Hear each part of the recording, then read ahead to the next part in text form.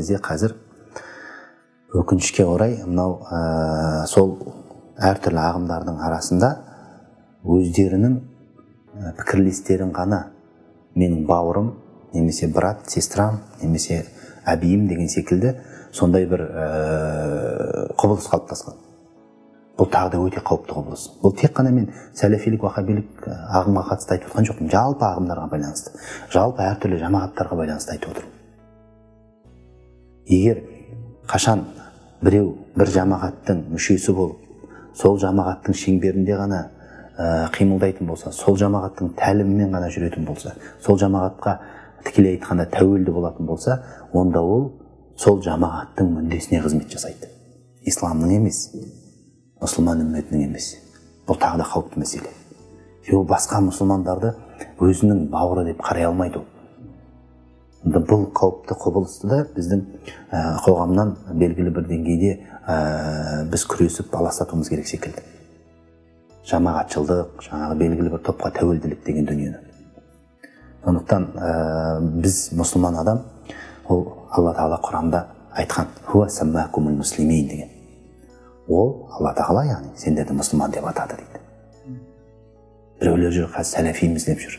Біреулер мысалы үшін тағы басқамыз деп жүр. Біреулер тағы да бір түріктің немесе бір жаңағыдай Пәкістанның жамағаттарының жаңағы тәліміне еріп, тек қана сол жамағаттың шеңберіндегі іс-әрекеттерді ғана жасап, сонымен ғана шектеліп жүр, өкінішке орай. Басқаларды өзінің бауыр емес, басқа мұсылмандарды бір бөтен секілді қарап. Ал егер ешқандай бір жамағатқа қатысы жоқ, ешқандай бір топқа қатысы жоқ, ол ешкімге қатысы жоқ, қарапайым, простой былай қарағанда мұсылман болатын болса, онда ол жалпы исламның, жалпы елдегі мұсылман үмметінің мүддесіне қызмет жасайды.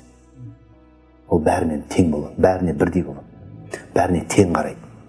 Барлығын бауырым деп басады. Біздің мақсатымыз мынау елде ауызбіршілікті ынтымақты қалыптастыру. Бұл ел басында отырған ағаларымыздың, елбасымыздың әрдайым айтып жүрген мәселесі. Бірлік болмай, қазақ айтады, тірлік болмайды дейді.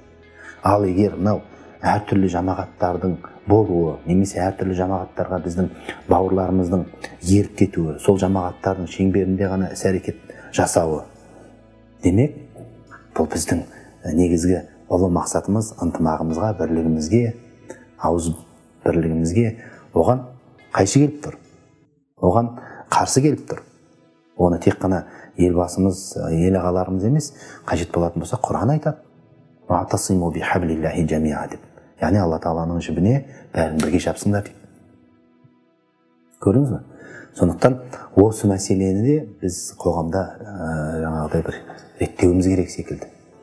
Бұны бүкіл жаңа бауырларымызға, жастарға айтып жүруіміз керек секілді. Әрбір жамағатта белгілі бір ерекше бір жаңағыдай үлгі тұтатын бір сипаттар болуы мүмкін. Әсіресе ұйымдастырушылық шаралар жағынан мысалы. Жаңағыдай бір жамағатты, мешіттегі жамағатты, жалпы мұсылмандардың басын қосып жағынан кейбір тәсілдері болуы мүмкін. Оны пайдалансақ та, бірақ жаңағыдай жамағатқа кіріп кетіп, жамағаттың мүшесі болып кетіп, ары қарата сол қоғамнан, жалпы мұсылман үмметінен бөлініп жүру деген, ол енді біздің дінімізге де жат деп ойлаймын.